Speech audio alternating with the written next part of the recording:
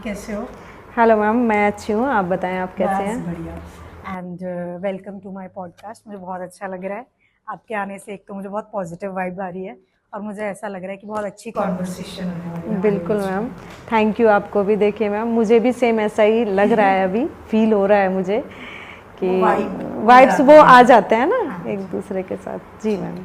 सो सबसे पहले आप हमारे ऑडियंस को ये बताओ जी कि आपका बैकग्राउंड क्या है, आपका प्रोफेशनली हाउ यू डील, जी एंड सब कुछ एक ब्रीफ दे दो अपने बारे में। ठीक है। देखिए मैम, मेरा नाम डॉक्टर ईसा शर्मा है और मैं गाज़ियाबाद ज़िले के एक छोटा सा गांव है भदोला।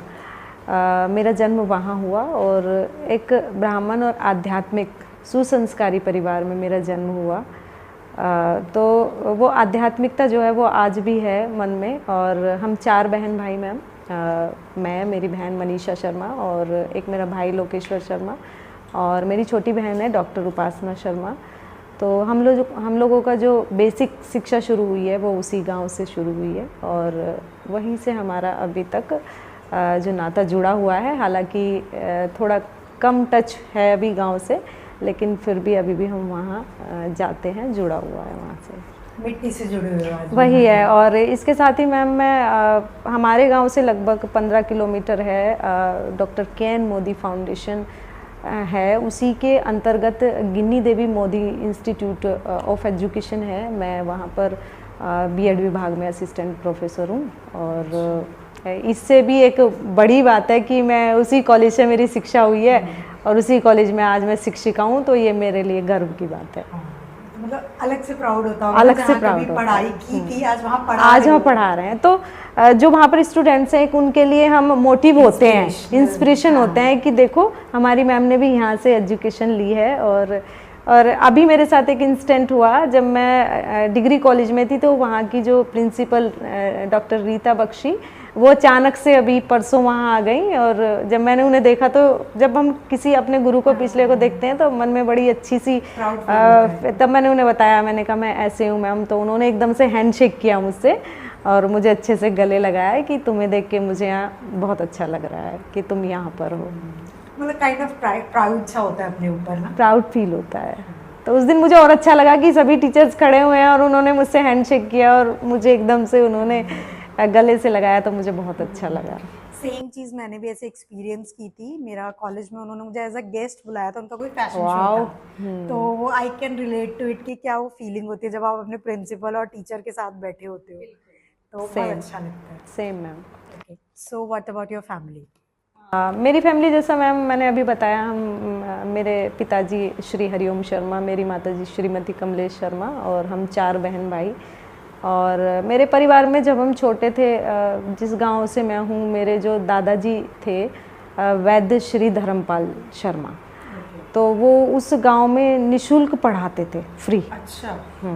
फ्री शिक्षा देते थे। उस वक्त एक छोटी सी परचून की दुकान चलाते थे और साथ में ही एक आयुर्वेदज्ञ थे। वो वैद्य जी कहते थे उनको, सब आसपास के क्षेत्र में गांव में सब वैद्य जी इसलिए कहते थे क्योंकि वो जड़ी बूटी लेकर आते थे, वो कूटी जाती थी हमारे घर में और फिर उसकी दवाई बनती थी आयुर्वेदिक, और वो जिस भी रोग की होती थी वो गांव में फ्री दी जाती थी।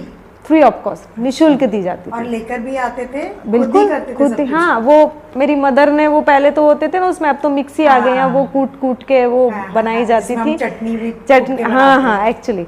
और उस गांव के आसपास में सबको पता था कि जिसको भी जो बीमारी है वो आप आयुर्वेदिक दवाई लेना चाहते हो तो आप वैद्य जी के यहाँ चले जाओ। अच्छा। और आपको जो है, अच्छा, वो अध्यात्म में भी बहुत थे। वो बैठकर कई कई घंटे ओम का उच्चारण करते थे। अच्छा। तो वो सारी चीज़ें मेरे फादर में भी आई। वो तो स्वाभाविक नेचुरल बात है कि जैसे आपके पिताजी होंगे वही चीज़ें आपके, तो मेरे पिताजी में भी वही चीज़ें आई। हमारे पिताजी माताजी से हमारे अंदर ये चीज़ें आई। तो कहने का मतलब है वो अध्यात्म वाली चीज़ें अभी अंदर हैं। जी। सो आज के टाइम पे आपको क्या लगता है, ये कितना अभी जो मतलब हम स्पिरिचुअली इतना है आज के टाइम पे? पहले तो बहुत ज़्यादा थे, है ना? जैसे आप बता रहे हैं आपके दादाजी, आपके ऑब्वियसली उनके भी ऊपर जो भी होंगे इंसिस्टर्स वो होंगे, तो आज के समय में आपको ये चीज़ देखने को मिलती है? मैम देखो, जैसा हमारा परिवेश होगा, जैसी हमारी फैमिली होगी, आप ये देखो कि 2 बच्चे घर में होते हैं बड़ा बच्चा मान लिया 3 साल का है, जब छोटा बच्चा जन्म लेता है तो वो उससे सीखता है सारी बातें। हाँ। तो यदि आपके परिवार में ये चीज़ें हो रही हैं या होती आ रही हैं और आज भी हो रही हैं, तो आपका बच्चा ज़रूर सीखेगा। अब मैं अपनी बेटी की बात बताऊं, हमारे घर में हवन होता है, यज्ञ होता है, तो बहुत सारे मंत्र हैं, मेरे को कंठस्थ याद है, मेरी बेटी को याद है। अच्छा। तो जब और सोने पे सुहागा तब होता है तब आपको कौली जैसा मिल जाए जो अध्यात्म पे हो, भारतीय संस्कृति में हो, तो फिर वो और अच्छा रहता है। तो जैसे गायत्री मंत्र हैं और ये शनि मंत्र हैं, और तो इस तरह के जो मंत्र हैं वो जब घर में उच्चारण होते हैं तो बच्चा सीखता है। मेरा बेटा 2.5 साल का है मैम, जब मेरी सास पूजा करने जाती हैं, सुबह 5 बजे पूजा करती है, तो मेरा बेटा सोया होता है, वो एकदम उठ जाता है, उठ के वो सीधा आँख ऐसे मलता हुआ वहाँ पहुँच जाता है। कितने साल का है? 2.5 साल का। अच्छा। और गणेश जी की मूर्ति वो हमेशा हाथ में रखता है। तो कहने का मतलब है ये जो चीज़ें आपके परिवार में हो रही होंगी वो इम्पैक्ट आपके बच्चे पे जरूर पड़ेगा। बिल्कुल। अब आपने देखा होगा कोविड टाइम में रामायण दोबारा से शुरू की गई, तो उसका कहीं ना कहीं इम्पैक्ट पॉजिटिव बच्चों पे पड़ा, क्योंकि बच्चा उस वक्त स्कूल नहीं जाता, घर से बाहर कहीं नहीं जा रहा था, सब ब्लॉक हो गया था, तो उसको मजबूरी हो रही थी उसे देखने की रामायण को। क्या कह रहे हैं? और मजबूरी में भी उसने बहुत कुछ उससे सीखा। रामायण के कम से कम वो पात्र तो जान पाया, वो कम से कम बच्चा ये तो जान पाया कि राम ने अपनी माताजी के लिए क्या किया, पिताजी के लिए क्या किया, या जो बुरे लोग थे उनके लिए क्या किया। तो पारिवारिक परिवेश यदि आपका अध्यात्म होगा तो बच्चा जरूर अध्यात्म होगा। सही कह रहे हो। अच्छा, तो आप सबसे ज़्यादा कौन से गॉड से कनेक्टेड हो? खैर ये कहना तो मुश्किल है, मैं तो ओम को ही मानता है हमारा शिव में हमारे घर में, क्योंकि ओम परम ब्रह्म तो देवता हैं, तो बाकी फिर तो कहीं भटकने की बात ही नहीं रह जाती। क्योंकि मेरे फादर ने भी गांव में धर्म शिव मंदिर का निर्माण किया, क्योंकि मैंने बताया मेरे जो दादाजी थे वो 22 घंटे 24 घंटे में से ओम का उच्चारण करते थे। तो मेरे पिताजी पे वो प्रभाव पड़ा, तो उन्होंने ये तभी बोला था कि मैं इनके नाम का गांव में मंदिर जो आज भी है। अच्छा। तो अब से 20 साल पहले उन्होंने अपनी ही जगह में वहाँ मंदिर बनाया। तो ऐसा जैसे हम लोग सुनते हैं या जानते हैं कि शिवजी जी से जो भी मांग लो वो ज़रूर आपको देते हैं, तो आपने एक्सपीरियंस किया है? अनुभव किए हैं, हमारे घर में ये अनुभव हुए हैं कि हम यदि सच्चे मन से किसी चीज़ को मांगते हैं, लेकिन वो चीज़ भी हमारी सकारात्मक होनी चाहिए, वो चीज़ भी जिसे हम मान रहे हैं वो किसी के हित में होनी चाहिए। अच्छा। अब हम किसी का तो वो कैसे पॉसिबल है वो, है ना। यदि हम किसी के लिए कुछ अच्छा मांग रहे हैं तो वो, और हम सच्ची श्रद्धा से मांग रहे हैं, तो वो जरूर पूर्ण होगा, ये हम विश्वास करते हैं। आज से नहीं, बहुत सालों से हम ये विश्वास करते हैं। तो आपको क्या चीज़ गॉड से कनेक्ट करती है? कनेक्ट तो देखिए मैम, मैंने जो भी कार्य किया, मैंने कभी ये नहीं कहा कि भगवान मेरा ये काम कर दो। अच्छा। क्योंकि उसको पता है मुझे क्या चाहिए। हाँ, अल्टीमेटली भगवान को तो पता ही होगा कि हमें क्या चाहिए। तो बस भगवान से ये प्रार्थना है कि हमें जो भी दो, जो भी हमें दो, इतना घमंडी हमें ना बना देना कि हम उसका मिसयूज़ करने लगे, बस। आज जैसे हम लोग डिजिटल हो चुके हैं, है ना, तो मैं अभी यंग हूँ, तो मैं अभी एक टाइम के लिए क्या नोटिस करती हूँ कि ना आजकल की जो जनरेशन है वो बहुत ज़्यादा, मतलब अब मुझे ये समझ नहीं आ रहा, they are just going for the reel, मतलब रील्स बनाने के लिए जा रहे हैं क्या? लिटरली वो चीज़ लोगों को अब कनेक्ट करती है। जैसे केदारनाथ जाते हैं लोग बहुत, अब वृंदावन बहुत ज़्यादा बूम जाते हैं। ये है एक अभी चल रहा है ना वो महाकाल, ये कृष्ण जी को कहते हैं ना, वो दूसरा रूप है उनका, खाटू श्याम। एग्जैक्टली। तो मैं ये देखती हूँ, देखो जो हमारे इंसिस्टर्स हैं, हमारे मॉम डैड हैं, उनका तो समझ आता है क्योंकि उन लोगों को शिक्षा ये मिली पहले से। हाँ। तो पर आज के बच्चे, अब मैं थोड़ा सा कंफ्यूज होती हूँ, और कभी कभी मुझे अच्छा भी लगता है देखकर कि भाई अच्छा ये लोग वहाँ जा रहे हैं, इतनी मेहनत कर रहे हैं। अच्छा है। तो अब आपको क्या लगता है, they are just doing for the reels और लिटरली लोग कनेक्ट करते हैं? देखिए मैम, अभी पीछे वहाँ का केदारनाथ का आया हुआ था, कोई रील वहाँ बना रहे थे, वहाँ खड़े होके कुछ था ऐसा करके नेगेटिव। तो मैं तो वैसे, अगर मेरी निजी राय तो ये है कि हम लोग इन चीज़ों को अब क्या समझने लगे हैं, हम एक कैसा पॉइंट समझने लगे कि हम वहाँ पर एज ए एंजॉय के लिए जा रहे हैं। हाँ, टोटली। क्योंकि इन सब तीर्थ स्थान को हमने एंजॉय का प्लेटफॉर्म मान लिया प्लेटफॉर्म बना है, जो लिया। गलत है ना। इस वक्त ये तब में और अब में ये अंतर आया है, पहले हम लोग श्रद्धा से जाते थे, अब वो एक तरह से फैशन भी हो गया। आप देखिए, आप यदि भगवान का ही आपको नाम लेना है तो आप सीधे क्यों कहीं घूमते हैं, क्यों आप 2 लाख रुपए जागरण में लगा रहे हैं? घर बैठ के वो केवल क्या होता है कि हमें समाज में दिखाना है, हमें प्रतिष्ठावान बनना है ना, हमें दूसरे को ये दिखाना है हम कितने रिच हैं, हमने 1.5 लाख 2 लाख रुपए हमने जागरण कराने। तो मैं तो केवल ये मानती हूँ कि यदि आप हाथ जोड़ के 2 मिनट भी आपने उस ईश्वर का ध्यान कर लिया ना, तो आपके लिए उससे ये ज़्यादा अच्छा होगा। उसमें आप पब्लिक को दिखाओगे, बुलाओगे, खाना खिलाओगे, मैं मानती हूँ कि ये गलत धारणा नहीं है, आप खिलाइए, लेकिन एक दिखाना और आपको किसी दूसरे पर्सन से पैसे लेके उधार ये काम करना, तो ये ठीक नहीं है। आप सीधे मन से, और इससे भी ऊपर वाली बात मैं तो मैम ये मानती हूँ कि आप किसी को मत पूजिए। अच्छा, आप केवल ये देखिए अपनी अंतरात्मा से, सच्ची मानवीयता से आप ये सोचिए कि आप किसी को हर्ट ना करें, आपकी वजह से किसी की आंखों में आंसू ना आए, दिल ना दुखे, आपकी वजह से किसी का दिल ना दुखे।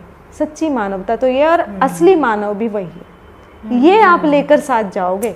हाँ, टोटली। आप ये जो मनगढ़ंत ये होता है ना, आप ये नहीं चाहोगे। जाने से आपको भगवान नहीं मिलते हैं।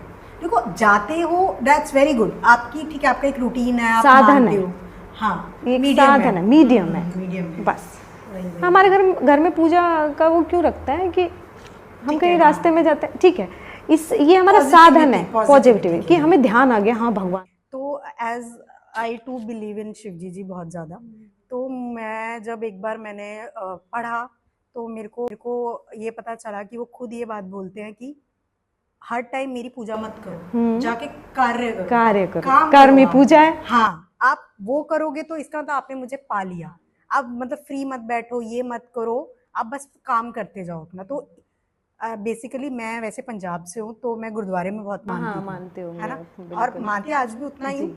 बट मैंने ये एक बार कहीं सुना कुछ, और उसके बाद मेरे को इतना मतलब वो इम्पैक्ट हुआ ना मेरे दिमाग में, मैंने सब पढ़ डाला।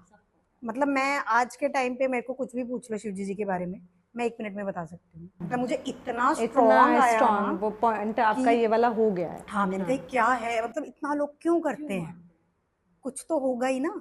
और जिस दिन से मैं उनके उसमें गई ना, तो मुझे पता चल गया कि क्या है। और मुझे अब किसी को नहीं बताने की जरूरत कि वो चीज़ क्या है, वो फीलिंग आ रही है मुझे अंदर। मैं वही सबको, मैं इनफैक्ट मैं अपने स्टाफ को सबको ये बोलती हूँ, मैंने कहा भाई मंदिर क्यों जाना है, आप यहीं बैठे हुए हैं, वो आपके अंदर, आप बात करो 1 मिनट, सब मिल जाएगा आपको। सो चलो, ये तो मेरी बात, कोई तो मिला। ये तो है। अच्छा ठीक है, मैं आपसे ये पूछना चाहती हूँ, आप सबसे ज़्यादा कनेक्ट किससे हो इंसान में, मतलब अपने हस्बैंड से, बच्चे से, माँ से, क्या आप सबसे ज़्यादा आपके साथ क्लोज किसके साथ हो आप? मेरी माता जी। अच्छा, मेरी माता जी श्रीमती कमलेश शर्मा, जो आज इस दुनिया में नहीं है। तो मैं जहाँ हूँ, ये जो मेरा आज वजूद है, केवल मैं उनकी वजह से ही हूँ। और जब ये मंथ शुरू हुआ, अभी 2 दिन बाद 15 तारीख है, 15 मई 2021 में उन्होंने हमारा साथ छोड़ा। और जब ये मंथ शुरू होता है तो कहीं ना कहीं ऐसा लगता है, और जब ये अभी मैं सुबह ही सोच रही थी कि आज ऐसे थी मम्मी हॉस्पिटल में, तो कहीं ना कहीं मन फिर भी रोता है कि स्ट्रॉन्ग बनना चाह रही हूँ और भी, लेकिन कहीं ना कहीं वो माँ वाला सॉफ्ट कॉर्नर कहीं ना कहीं मन में आ जाता है। क्योंकि बेसिक शिक्षा जो मेरी हुई, मैम उस गांव से हुई, वहाँ 2 किलोमीटर का जंगल का रास्ता, तो इस वजह से वहाँ से कोई लड़की शिक्षा प्राप्त नहीं करती थी। क्योंकि अगर कोई पढ़ती भी थी तो वो या तो अपने रिलेशनर के यहाँ पे रहकर पढ़ती थी। तो 2 किलोमीटर का जंगल का रास्ता क्रॉस करके आके वहाँ स्टैंड, बस स्टैंड, वहाँ से आप बस लो, फिर उसके बाद आधे घंटे का रास्ता मोदी नगर का स्कूल। तो बहुत मुश्किल होता था, मतलब नामुमकिन था, मुश्किल तो बहुत दूर की बात है। तो मेरी मदर, क्योंकि उस गांव में बहुत अच्छी शिक्षित महिला आई थी, वो ग्रेजुएट थी उस वक्त, हाँ कोई नहीं था गांव में, तो उन्हें लगा अरे गांव में स्कूल नहीं है, मैं अपनी बेटी को कैसे पढ़ाऊंगी। तो उन्होंने घर में ही स्कूल खोल लिया। मैंने कहा था ना मेरे बाबा जी स्कूल चलाते थे, तो जब वो थोड़ा बीमार रहने लगे तो मेरी मदर ने फिर उन्होंने वो टेक ओवर कर लिया, वो रीओपन कर लिया। और गांव के आसपास क्षेत्र की लड़कियां जो नहीं जा सकती थी पढ़ने और पढ़ना चाहती थी, सबके माता पिता को जागरूक किया। और पहले दिन हम 2 बहनों को बिठाया बस पढ़ने के लिए उन्होंने, और उसके बाद देख देख के और लड़कियां आने लगी। और इस तरह से मम्मी ने फिर से, लेकिन उसकी मान्यता जो थी वो 8th क्लास तक ही थी। तो अब 8th क्लास हम दोनों बहनों ने कर ली, क्योंकि मैंने बताया कि मैं और मेरी बहन ट्विंस हैं। अच्छा। हाँ, तो अब हम दोनों बिल्कुल साथ। तो उसका थोड़ा घर में मन रहता था काम करने में, मेरा बाहर रहता था। अच्छा। तो मैं बहुत कुछ करना चाहती थी, तब से ही मेरे मन में लालसा रहती थी कि मैं ज़रूर कुछ ना कुछ, मुझे कुछ करना है, मुझे कुछ बनना है। अब बनूं तो तब यहाँ से कम शिक्षा तो आगे चले, माध्यम तो मिले। अब वो मैंने कहा ना मम्मी मैं तो पढ़ूंगी, तो उनको भी था कि मुझे पढ़ाना है। अब उन्होंने, रिश्तेदारों ने, गाँव वालों ने, सबने बहुत डिमोटिवेट किया, लड़कियों को ये हो जाएगा, जंगल का रास्ता है, ये हो जाएगा, समझ सकते हो आप, बहुत सारी चीज़ें वो आए। लेकिन उन्होंने तो बिल्कुल मन बना रखा था। इधर मैं ऐसे करती थी, मम्मी मैं पढ़ूंगी, मैं तो पढ़ूंगी। तो अब वो फिर उन्होंने एडमिशन, वो चुपचाप अपना एडमिशन दिलवा आई। अच्छा। अब वो जो जंगल का रास्ता था उसमें पैदल हमें छोड़ने आती थी एवरीडे, लेने और छोड़ने। कहीं मैंने, पापा छोटी सी दुकान चलाते थे तो 10 बार उनके पास जाती थी यदि हम लेट हो जाते थे तो, कि ईशा मनीषा आई है अभी, ईशा मनीषा नहीं आई है अभी, आ जाएंगी, तू नहीं तो दिलवाया एडमिशन, आ जाएंगी। तो फिर मम्मी किसी लड़के को देखती आस पड़ोस में, भाई बंधु को, उसको साइकिल देती पापा की, फिर वो देख कर आता, मैं भैया कैसे, चाची जी पूछ रही थी ईशा मनीषा नहीं आई अभी तक। तो फिर वो आके बताता मम्मी को कि आ रही है रास्ते में, जब मम्मी आराम, वो व्हाट्सएप का काम करता था, वो व्हाट्सएप का काम करता था, माध्यम था। तो बड़ा स्ट्रगल किया। और उस पे ये था, जब पापा स्कूल ये चलाते थे छोटी सी दुकान, तो पापा ने पहले ही दिन एडमिशन पे ये बात रख दी थी कि चलो एडमिशन तो हो गया है, अब तुम्हें सामान भी लेके आना पड़ेगा दुकान का। अच्छा। अब एक झोला तो कंधे पे होता था किताबों का, और सर पे होता था सामान दोनों बहनों का। मैम लोग हंसते थे हमें देख के, पर आज हंसने दो ना, आज आप किस पोजीशन पे हो? ऐसी भी स्थिति से मैम हमने जिया है कि हमारी आर्थिक स्थिति इतनी दयनीय थी, मेरे पापा पे हमारे चाचा ताऊ हंसते थे, क्योंकि मेरे पापा ही ऐसे थे जिनका जॉब नहीं था, वो दुकान थी। वो किस वजह से वो जा नहीं पाए, क्योंकि वो माता पिता के श्रवण कुमार थे।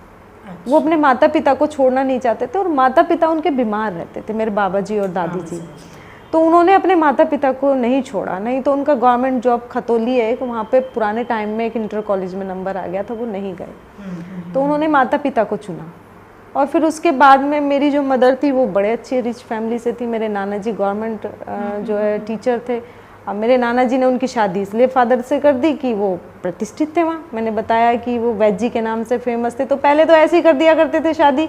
उन्हें तो रेपुटेटेड इंसान कुंडबा अच्छा देखना था। हाँ, सेम मेरे मम्मी पापा भी ऐसे थे। मेरी मम्मी भी बहुत रिच फैमिली थी, वो तो पॉलिटिक्स फैमिली से थी। देखिए अब वो मेरे जो मामा के थे वो फैक्ट्रियाँ थी 2 मेरी मम्मी के यहाँ। उस टाइम पे एम्बेसडर घर के बाहर खड़ी रहती थी 2-2। और शादी कर दी मेरे नाना ने, जिसके 1 कमरा बस और 2 भैंसें। अब वो पापा दुकान भी करें, भैंसों के लिए चारा भी लाएं, माता पिता की सेवा भी करें। जैसे ही शादी हुई मेरे पापा को बहुत रिलैक्स मिल गया। मम्मी ने संभाल लिया। हाँ, 10th करके उनकी वो छूट गई थी पढ़ाई। फिर उन्होंने दोबारा से की, पीजी किया मेरे पापा ने, बीटीसी की। और उन्हीं की बदौलत फिर 98 में उनका गवर्नमेंट जॉब में नंबर भी आया। अच्छा। गोरखपुर। हाँ, उसमें भी मम्मी ने बड़ी उनको पुश करके भेजा नहीं है कि मैं तो दुकान ही सही है, वहाँ 3000 सैलरी है, दुकान में 5000 आता है।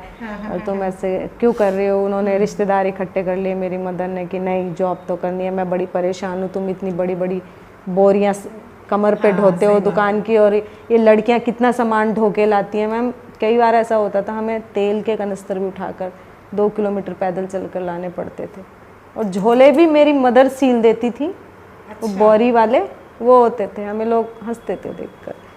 तो मेरी मदर को सिलाई वगैरह ये सब आती थी, तो मेरी माता जी ने फिर इसके साथ ही निःशुल्क सिलाई सिखाना भी शुरू कर दिया। गांव में जो अनपढ़ लड़कियां थी, मैच्योर थी, उनको भी पढ़ाना शुरू कर दिया। तुम्हें अपना नाम नहीं लिखना आता, कल से यहाँ आ जाना, नाम लिखना सीखो अपना। तो ऐसे करके फिर मेरे अंदर भी वो भाव आए। मैंने भी गांव-गांव जाकर सबको जागरूक करना शुरू कर दिया पढ़ाई के लिए। 10th में मेरे उस क्षेत्र में बहुत अच्छे नंबर आए। 12th में मैंने वहाँ टॉप किया आसपास के गांव में।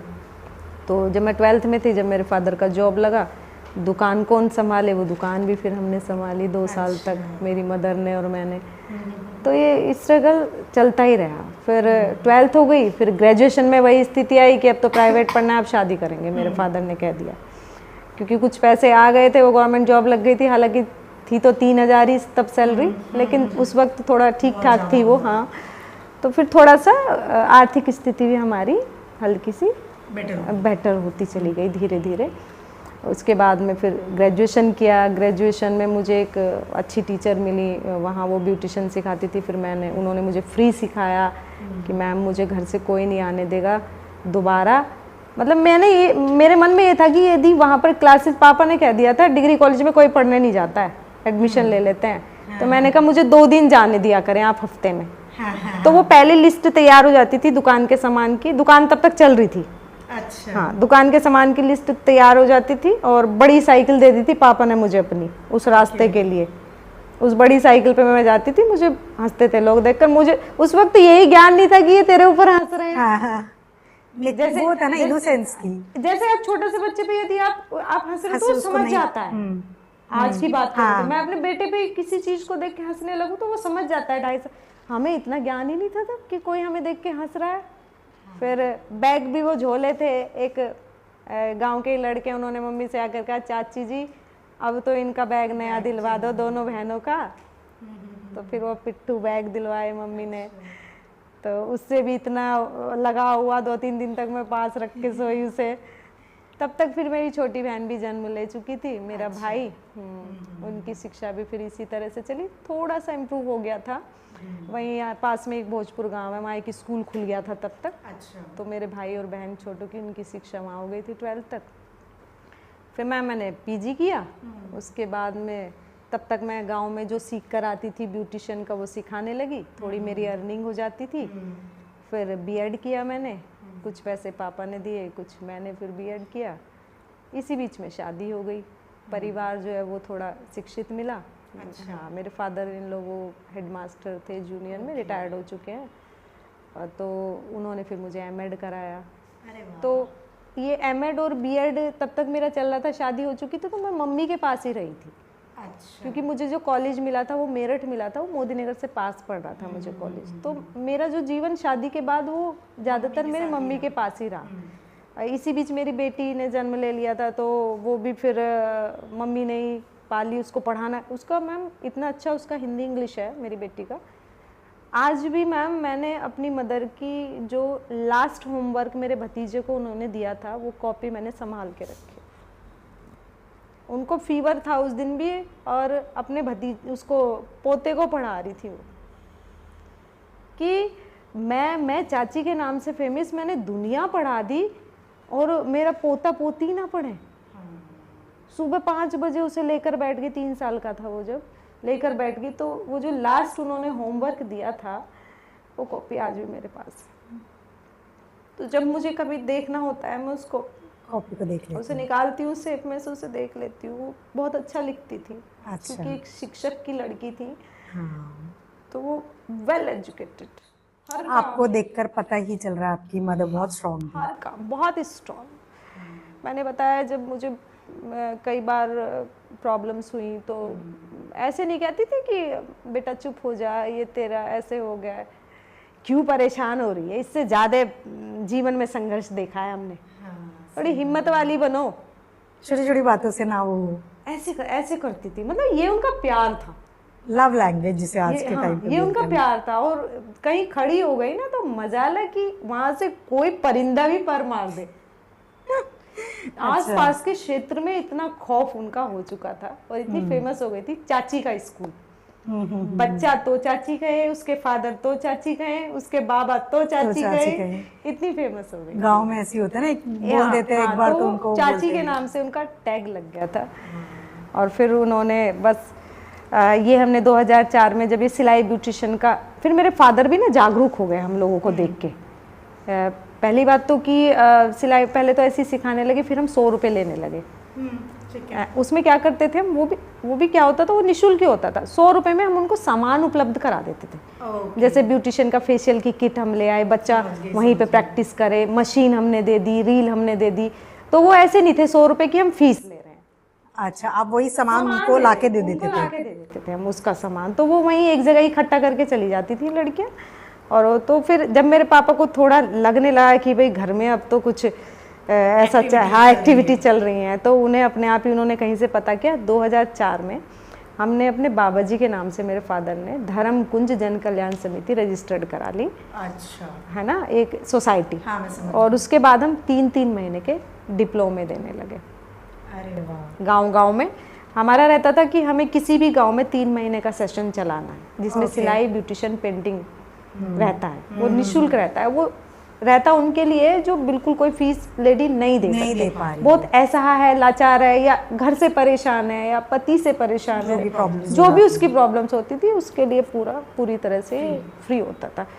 एक गांव में मैं देख रही हूँ, एक गांव में मेरी बहन देख रही है, एक गांव में मेरा भाई देख रहा है, एक गांव में मेरी मदर, एक में फादर। तो ऐसे करके हमने 3-3 महीने में 10-10 गाँव में चलाया, हमने शुरू कर दी। पापा को और इंटरेस्ट आने लगा, बढ़िया लगने लगा उन्हें, तो यार ये तो अच्छा लग रहा है, नाम भी हो रहा है, और नाम भी हो रहा है, अच्छा काम भी हो रहा है। क्योंकि पहले से परिवार में ये होता आया था, बाबा जी। हाँ, आप फिर वही फैमिली से आ रहे थे ना आप लोग, उसी से वो चलता जा रहा था। ऊपर से मुझे इंटरेस्ट, मुझे ब्यूटी में था, और मेरी बहन को आज भी सिलाई में है। अच्छा, आज भी उसका यही काम है। वो सरकारी स्कूलों के यूनिफॉर्म के टेंडर लेते हैं, और अच्छा, फ्रीलांस वगैरह इस तरह के। हाँ, और टेलर वगैरह उसने घर में लगवाए हुए हैं अपने, और कटिंग वगैरह वही करते हैं, और रोजगार दे रही है लोगों को। वो रोजगार, कटिंग के लिए उसने वो लगाया हुआ है टेलर, और वो कटिंग करके सूट सलवार, वो जो उसके क्षेत्र में जो ऐसी महिलाएं हैं जिनको जरूरत है पैसे की, उनको वो सिलने देती है। अच्छा, और फिर पैसे दे देती है फिर भाई एक सूट के तुम्हें इतने दूंगी, 20 दूंगी, या जो भी उसने रखा हुआ है। तो कहने का मतलब है वो खुद तो वो हुई, हाँ, सामने वाले को। अभी तक भी, वर्तमान तक भी ये काम वो कर रही है, मेरी बड़ी बहन। और मैंने आपको अपना बताया ही, मैंने ब्यूटिशियन को भी अपने साथ रखा, वो मैंने जाने दिया। गांव में अभी भी फ्री में मेकअप सिखा भी देती हूँ, कर भी देती हूँ। दुल्हन भी बनाई आपने, तैयार की? बहुत मैं दीदी पैसे ना आए कोई बात, आ जाओ, मैं कर दूंगी। तो ये नहीं है कि ये मुझे इससे पैसा ही कमाना है, ये मेरा शौक है, मेरा पैशन है, ये अभी भी है। ये मैं पूरा दिन मैं बिजी हूँ, और आज शादी है, रात को आ जाऊंगी। अच्छा, आप मैनेज कर लेते हो? मैनेज कर लेती हूँ मैं सबसे ये भी कहना चाहूँगी, जो मैं और महिलाएं हैं, मैं उन्हें ये भी कहना चाहूँगी। वही आपसे क्वेश्चन पूछना चाहती हूँ, हाउ यू बैलेंस, मतलब कैसे बैलेंस करते हो आप इतना हेक्टिक शेड्यूल? मैंने कहा ना, अभी मैं मैम से शेयर कर रही थी कि मैं कभी कभी मुझे ऐसा होता है कि 2 दिन तक मैंने खाना नहीं खाया खुद। तो अब जैसे मैं यहाँ आई हूँ, डेली तो मैं सुबह उठती हूँ 5 बजे। मैं कभी भी ये किसी के मन में प्रश्न उठने नहीं देती कि तुम अपने कॉलेज गए हो या तुम अपने काम के लिए गए हो तो तुमने ये काम छोड़ा है। उसके लिए यदि मुझे 5 बजे घर से निकलना है तो मैं 3 बजे उठूँगी। जो चीज़ें मैं 1 घंटे में करूँगी वो मैं 1 घंटा पहले उठ जाऊँगी, वो मुझे करनी है एट एनी कॉस्ट। मुझे 4 बजे निकलना है घर से तो 3 से 4 तक मैं वो सारा काम करके चलूँगी जो मैं 4 से 5 तक करती थी। आप पहले कर लेते प्रायर। मतलब कहने का ये है कि ऐसा नहीं है कि मैं 5 बजे उठूँ 5 बजे मुझे जाना है, मुझे वो काम करके जाना है, चाहे मैं कैसे भी करूँ। अच्छा, ऐसे मैम मैनेज हो सकता है। आप मतलब वजह नहीं बनाते इस वजह की वजह से कि मैंने ये नहीं किया, छोड़ दिया। हाँ, दैट्स वेरी गुड। कभी भी नहीं। आज तक मैं बहुत ही डिसिप्लिन और मैं समय की बहुत पाबंद हूँ। ये मेरे अंदर पहले से ही रहा है। मैं किसी को अपने लिए ये करके आई थी, वो करके आई थी। इतने सारे अभी भी मैं कॉलेज में देखती हूँ टीचर्स बहाने होते हाँ, हैं, ये कि वो है। मैं भाई ससुराल चली नहीं, गई, ये काम नहीं, कर लिया वो। आप मैनेज कर सकते हो। हाँ, मुझे भी ऐसा लगता है विलिंगली नहीं करते हो। लेकिन उसमें क्या, आपको अपना आलस दूर करना होगा। वो आलस जब लेडी दूर ही ना करना चाहे, जब उसने फिक्स बना रखा है मुझे 2 घंटे सोना है। मुझे भी ना ऐसा लगता है कि जो सोते हैं ना हम लोग, बहुत सारा टाइम वेस्ट करते हैं। पता नहीं, मुझे भी ऐसा फीलिंग आता है कि टाइम पीरियड होता है ना। हाँ। आप ये थोड़ी आप 2 घंटे तक आप रेस्ट करो। आपके हाँ। आप इतना शरीर को देखिए, आपके शरीर को रेस्ट जरूर चाहिए।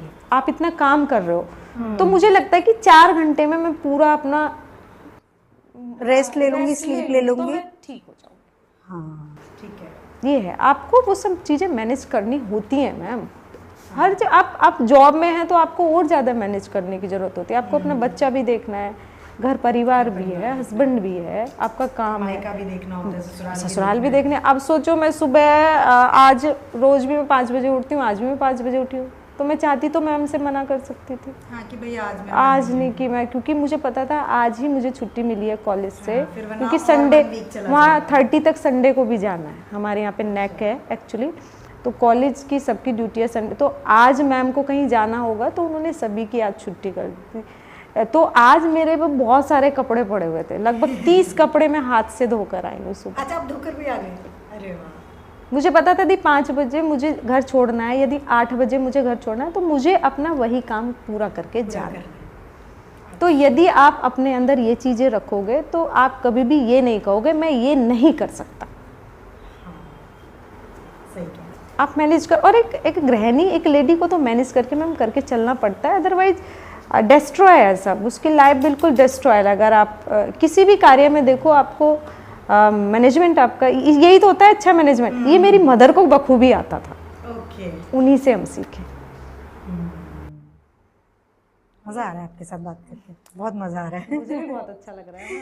हाँ, और बताओ कुछ। मुझे क्या तो एनआरएम से मिलकर ही बहुत अच्छा लग रहा है एक्चुअली, वाकई में। मैंने पहले भी कहा था, मैं अभी भी कह रही हूँ, बस मैम देखिए हिम्मत जब टूटी, जब 2021 में मम्मी गई, क्योंकि मैंने आपने पूछा कि कौन कनेक्ट है, मदर मेरी कनेक्ट, आज भी कनेक्ट है।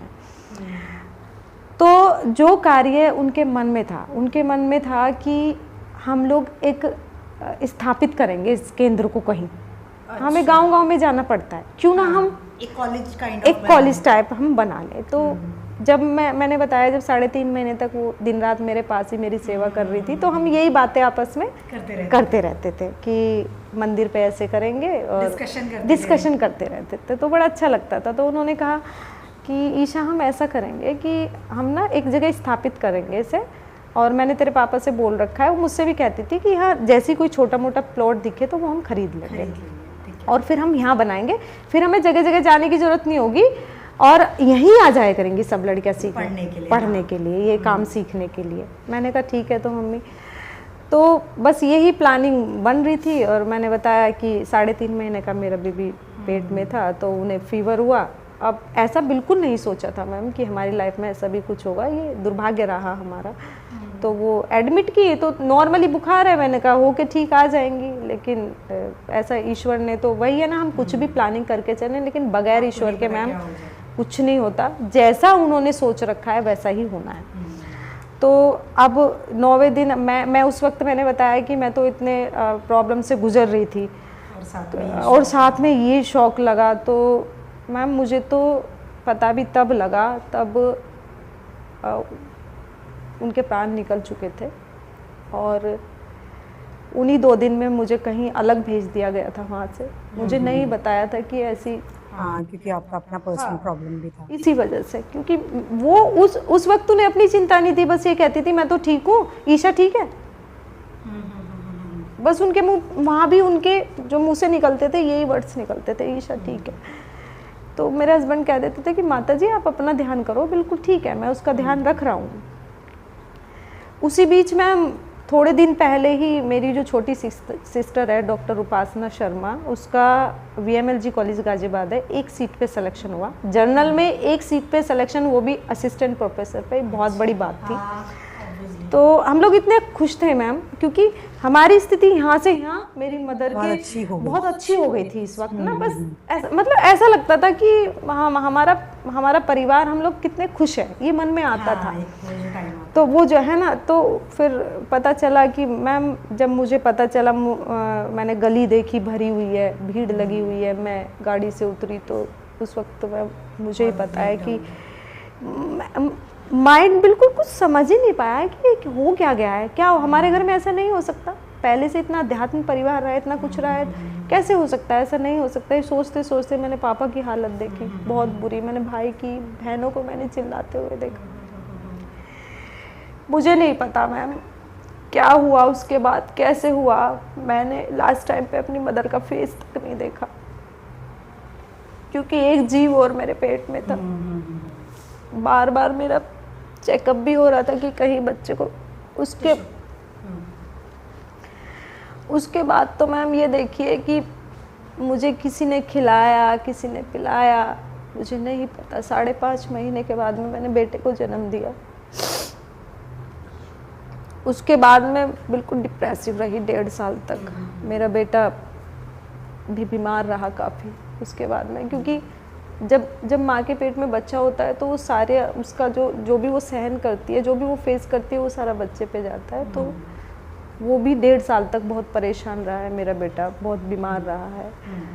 तो जैसे तैसे हम 1.5 साल तक जो है संभले हैं, हम अपने आप को हमने संभाला। Thank you ma'am.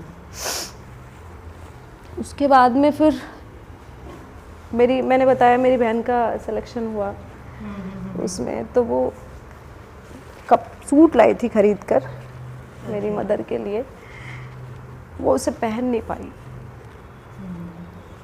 उनके जाने के बाद मैं टेलर से वो लेकर आई हूँ। तो मुझे वहाँ से टेलर से अपने घर तक लाने वो कपड़े इतने भारी हो गए, मैं बता भी नहीं पाई कि पहली बात तो वो टेलर जानती थी, उसको ही वो ही नहीं दे पाई, वो उनसे मिलने चली जाती थी, तो फैमिलियर हो रहा था उनसे भी। तो कहीं ना कहीं वो बहुत छोटी है, मेरी बहन 10 साल छोटी है, मेरे ही घर में है। हम लोग एक दूसरे को मैम फेस भी नहीं कर पाए बहुत दिन तक, क्योंकि कोई किसी को समझाने की हालत में नहीं था। एक तरफ मेरे पापा रोते रहते थे। मेरे पापा इतने अध्यात्म में, इतने ज्ञानी पुरुष, उन्होंने सारे वेद मंत्रों का अध्ययन किया है, ये उपनिषद हैं, शास्त्र हैं, सबका अध्ययन करके उन्होंने एक किताब लिखी अध्यात्म पे, वैदिक पूजन मीमांसा, जिसमें अध्यात्म के बारे में लिखा हुआ है सब। तो वो तभी छपने के लिए गई हुई थी। मेरी बहन की पहली सैलरी आई तो हमारा मंदिर, मैंने आपको बताया, उसमें फर्श था, तो उसमें टाइल्स के लिए उसने पैसे दिए। वहाँ वो मदर हॉस्पिटल में और मंदिर में टाइल्स लग रही हैं, और वो अपने आप को वहाँ लेटी हुई, उन्हें ये लग रहा है कि मैं जल्दी मंदिर में पहुँच के देख लूँ क्या हो रहा है। तो कहने का मतलब है ऐसी जगह भगवान ने उनको तो मुझे कहीं ना कहीं अब ये लगता है कि उनकी आवश्यकता हमसे ज़्यादा कहीं और थी। हाँ। और जैसे श्री राम, श्री कृष्ण, ये सब उद्धार करने के लिए आए, तो वो केवल हमारा ना, हमारे परिवार का केवल उद्धार करने के लिए आई थी। वो कोई सामान्य नारी नहीं थी। मैं आपको एक चीज़ और बता दूं, जाने से 2 मिनट पहले उन्होंने बोल दिया था और हम देखो कितने हम दुर्भाग्यशाली रहे हैं कि उस वक्त हमारे परिवार का कोई भी नहीं था। सब इधर उधर हाथ जोड़ते घूम रहे थे। डॉक्टर ने कहा वेंटिलेटर पे लाना है इनको, सब हाथ जोड़ते हुए घूम रहे थे। मेरे मामा जी का बेटा था बस, उससे कह के रीनू अब हम जा रहे हैं, और उन्होंने अपने प्राण दे। तो ये मेरे लिए मैम, लेकिन फिर से उठी हूँ, फिर से जागी हूँ। जैसे मैंने अभी भी कहा था कि जो मेरा लक्ष्य है मेरी माता जी का सपना जो मुझे पूरा करना है। लक्ष्य ना ओझल होने पाए, कदम मिलाता चल, कदम बढ़ाता चल, मंजिल तेरे पग चूमेगी आज नहीं तो कल। तो यही मन में मेरे जो है ये चल रहा है, और बहुत स्ट्रांग हो गई हूँ। कभी कभी हो जाता है, तो हर इंसान जो स्ट्रांग होता है वो सबसे ज़्यादा और लोनली फील करता है, मुझे ऐसा लगता है। फिर से मैंने 1.5 साल के बाद, लेकिन मम्मी के जाने के बाद ऐसा उनका शुभ आशीर्वाद मेरे सर पे है कि मैं बहुत जल्दी, और फिर आप लोगों का साथ है। सबसे बड़ी बात तो मैं ये कहना चाह रही हूँ कि जैसे मेरे विचार है वैसे ही लोग मुझे मिलते जा रहे हैं। हाँ, आप उन्हीं लोगों से कनेक्ट कर पा रहे हैं। अपने आप ही, है ना। तो ये कहीं ना कहीं ईश्वर का ही या माता जी का ही आशीर्वाद मेरे साथ चल रहा है। बहुत स्ट्रांग हूँ अब, और लंबा जाना है, और लक्ष्य वहाँ वही है ना, सफ़र में धूप तो होगी, जो चल सको तो चलो, सभी हैं राह में, तुम भी निकल सको तो चलो। तो यही सारी चीज़ें करके मैं चल रही हूँ, और आप लोगों का साथ है, और चाहूँगी कि हमेशा मिलता रहे। अभी जो मेरा लक्ष्य है वो सबसे पहले मेरी मदर का जन्मदिन आता है, तो मैं चाह रही हूँ कि उस दिन मैं वहाँ नींव रखूँ। अच्छा। एक प्लॉट खरीदा मैंने मम्मी के 6 महीने के बाद ही, वहीं पर जहाँ मम्मी सोचा करती थी। अच्छा। तो वो देखिए मैम, आप जितनी भी मेरे जीवन की कमाई थी, सैलरी से जो मैंने जोड़ी, मैंने किसी का 1 रुपया नहीं लिया। अच्छा। मैंने वो अपने पूरे जीवन का पैसा था, उससे मैंने वो प्लॉट खरीद लिया। और अब मेरा जो इतना संघर्ष चल रहा है ना, ये चल रहा है कि मैं फरवरी में वहाँ नींव रख दूँ, और इसके बाद में मेरा है कि मैं एक वृद्धाश्रम भी वहाँ बनाऊँ, और धीरे धीरे मैं नई नई चीज़ें वहाँ पर लाऊं। और 10-20 गांव है मैम वहाँ पे ना। मैंने बताया कि मेरे बाबा जी प्रतिष्ठित रहे हैं, मेरे फादर भी, वहाँ नाम बहुत अच्छा है, एक तरह से हम पूजते हैं वहाँ पर। तो मैं उसी क्षेत्र में वहीं पे वो बनाना चाहती हूँ। और जितना भी वहाँ असहाय जो महिलाएं, बालिकाएं, सबको, जैसे अभी मैंने अपनी मदर के नाम से माँ कमलेश देवी जन सेवार्थ फाउंडेशन रजिस्ट्रेशन कराया है, जिसका उद्देश्य है शिक्षा, सेवा, आत्मनिर्भरता। शिक्षा, कोई भी अशिक्षित ना हो। सेवा से मतलब मेरे फाउंडेशन का ये नहीं है कि आप हाथ पैर दबा रहे हैं, हाँ जी कह रहे हैं और मन में आप विकार ले रहे हैं, तो वो सेवा है। मैं मानती हूँ, मैंने भी कहा आपसे, कि हम मन से किसी को, अपने मन से किसी को कष्ट ना पहुँचाए कि उसके आंखों में आंसू आए। ठीक है, हम किसी को हर्ट ना करें। आत्मनिर्भरता मैंने बताया कि महिलाओं, बालिकाओं को मुझे सेल्फ डिपेंड बनाना है। बेरोजगारी है, ये क्यों है बेरोजगारी? आप सीखो ना, आप सीखो, सिखाओ। आप बिल्कुल, आप क्यों नौकरी के चक्कर में रहते हो? आपको सीखो और फिर सिखाओ। शिक्षा लो और शिक्षा दो, थोड़ा सा एफर्ट करो। देखो, मेहनत करनी पड़ेगी, सीधी सी बात है, मेहनत आपको करनी पड़ेगी। आप ये तो नहीं कि आप कि मैं तो पहली सीढ़ी पे आपको रखना पड़ेगा, आप कदम गिरोगे भी, और कई बार गिरोगे भी कई बार। तो ऐसा तो नहीं आप ऊपर से शुरू करोगे, नीचे से ही करोगे ना, तो संघर्ष तो आपको करना पड़ेगा। तो मैं वहीं अपना स्थापित करना चाहती हूँ बहुत जल्दी। और अभी मैंने मैं गई थी एक स्कूल में, तो वहाँ मैंने देखा आंगनवाड़ी स्कूल जो गवर्नमेंट होते हैं, उनकी थोड़ी स्थिति डाउन मैंने देखी अपने क्षेत्र में, हापुड़ में। तो अब मैंने शुरू किया है वहाँ पर जो चीज़ें नहीं है बच्चों के लिए, स्टेशनरी है, जैसे चार्ट्स हैं, बोर्ड है, वो मैंने लिस्ट अभी ली है हापुड़ क्षेत्र के। तो मैं हर संडे एक आंगनवाड़ी स्कूल में ये जो पाठ्य सामग्री है ये वितरित आप देते हो, डिस्ट्रीब्यूट करवाते हो? हाँ, ये मैंने शुरू किया, और मेरा लक्ष्य है कि मैं इस साल कम से कम 100 स्कूलों में मैं ये चीज़ दूँ। और अकेली हूँ वैसे, और अपनी सैलरी में से ही ये सारा बजट बनाती हूँ। कोई कहीं से मुझे फंडिंग नहीं मिली है, कोई कहीं से दान नहीं मिला है। लेकिन मैं ये सौभाग्यशाली रही हूँ कि मेरे 2-3 स्टूडेंट्स ऐसे हैं जो मेरा पूरा साथ दे रहे हैं, निस्वार्थ भाव से दे रहे हैं। मीनू भारती हैं, रविंद्री हैं, मेरी बहन मनीषा शर्मा है, और एक विशाल शर्मा है, वो मेरे साथ रहते हैं। काफ़ी अवार्ड्स मुझे मिल भी चुके हैं इस चीज़ के लिए। और पद्मश्री अवार्ड में 2024 के लिए भारत सरकार से मेरा नॉमिनेटिव भी हुआ। और मैं और इतना अच्छा कर पाऊँ कि गवर्नमेंट मुझे अप्रिशिएट करें। हाँ, इस बार तो नहीं हो पाया, लेकिन मेरी कोशिश है कि मैं अगली बार फिर से, क्योंकि वहाँ नॉमिनेशन होना ही बहुत बड़ी बात है, और मैं तो बहुत छोटे से क्षेत्र से हूँ मैं। तो मैंने भी कहा कि मुझे सारी चीज़ें अच्छी मिलती जा रही हैं, वो परमपिता परमेश्वर की अनुकंपा है, मेरी माता जी की अनुकंपा है, आप लोगों का मुझे साथ मिला है। तो मैं चाहूँगी कि आप सबका मुझे साथ और आशीर्वाद हमेशा मिलता रहे। तो मैं आपसे एक लास्ट बात ये कहूँगी कि जैसे आप अपनी मदर से बहुत ज़्यादा कनेक्ट है, हर डॉटर होती है अपनी मदर से। तो एज आपको पता है, जैसे शाहरुख खान साहब जो हैं, उन्होंने, जब उनकी भी मदर वेंटिलेशन पे थी ना, तो वो कह रहे थे कि मैं अपसेट नहीं था, क्योंकि मुझे ये उनको, उनकी माता को ये पता था कि वो सेटिस्फाइड है, अब वो सब कुछ करके जा चुकी है, और मेरा बच्चा अब बहुत आगे जाएगा। तो सेम सिचुएशन, मुझे वो जो बात एकदम से मुझे याद आई, उनकी इंटरव्यू में मैंने सुनी थी।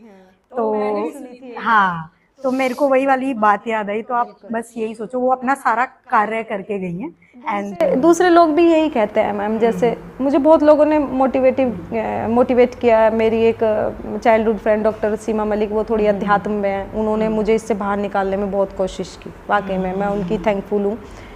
मेरी बहन, परिवार भी मेरा, तो उन्होंने उससे निकालने में मुझे मेरी बहुत मदद करी है। तो वो यही कहते हैं कि उनका इतना ही काम था, वो उसे करके चली गई हैं और वो सेटिस्फाइड होकर गई और जहाँ भी है वो बहुत खुश है। ऑब्वियसली। तो तू क्यों उन्हें परेशान कर रही है रो रो के। अब उनके लिए कुछ कर, उनके लिए अब तू कर। बिल्कुल। तो मैम अकेले हूँ, लेकिन लगी हुई हूँ वो वहाँ से आपको। हाँ बिल्कुल। मैंने बताया था अभी मैम से कि न्यू ईयर वाले दिन मुझे उनका इतनी खुश वाला फेस मैंने देखा उनका, बहुत खुश जैसे रहती थी, सूट सलवार में एकदम बढ़िया, और खुश होती हुई मेरे पास आई हैं। मैंने कहा मम्मी आ गई तुम? कि हाँ आ गई मैं। तो देखो कहीं ना कहीं आपसे कनेक्ट है ना वो। तो बस आप चिंता मत करो, और आपकी बहुत विजन बहुत अच्छी है आपकी ना, जो भी आप सोच रहे हो और जो आप आगे स्पेशली जो फीमेल्स के लिए करना चाह रहे हो, और दैट टू गांव के औरतों के लिए, बच्चों के लिए, तो वो बहुत ही अच्छी बात है। आज के टाइम पे सब लोग ये सोचते हैं कि यार मेरे को बस पैसा कमाना है, अपना पॉकेट में भर। वो चीज़ मैं देखती हूँ मैम। पहले जब मैं बात करती हूँ तो मतलब मेरी ये चीज़ तो सब देखते हैं, इसको अवार्ड्स मिल रहे हैं कि हमें भी अपने साथ शामिल कर लो। मैंने कहा मुझे मिलता कुछ नहीं है। सही बात है, मेहनत है। पीछे कदम हटा लेते हैं तुरंत ही, फिर मेरे मन में आता है कि मैं अकेली ही बहुत हूँ। मैं कह रही हूँ जो अकेला खड़ा होता है ना वो सबसे ज्यादा स्ट्रांग होता है। मेरा मानना तो मैम यही है। हाँ, जितने ज्यादा आएंगे ना वो आपको गिराएंगे भी और आपको आगे नहीं बढ़ने देंगे। भले ही मुझे कितना टाइम लगे, मुझे कितने वर्षों लगे, लेकिन मैं कर जाऊँ। आज जैसे आपने मुझे वो दिया ना कि आप बहुत आगे जाओगे, आज मैं भी बोलती हूँ आपकी सोच बहुत अच्छी है। You will get it whatever you want, and thank you so much for coming. I hope आप नेक्स्ट टाइम फिर आओगे, हमें कुछ और इंस्पायर करोगे अपनी बातों से, and all the best for you. Thank you very much, and thank you NRM.